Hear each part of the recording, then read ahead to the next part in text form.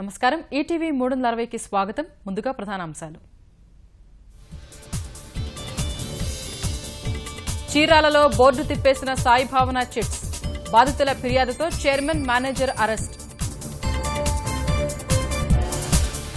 జగనాస్తుల స్వాధీనంలో జాప్యం ఎందుకు ప్రభుత్వానికి సోమిరెడ్డి సూటి ప్రశ్న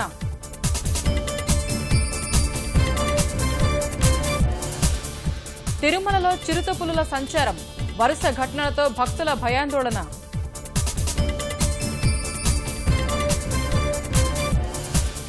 చిలకలూరుపేటలో పిచ్చి కుక్కల స్వైర విహారం 5 చిన్నారులకు తీవ్ర గాయాలు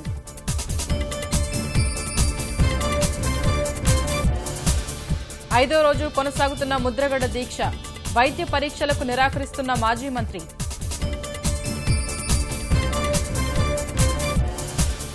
వనభారతి జనహారతికి విశేష స్పందన రాష్ట్రంలో ఉద్యమంలా మొక్కల పెంపకం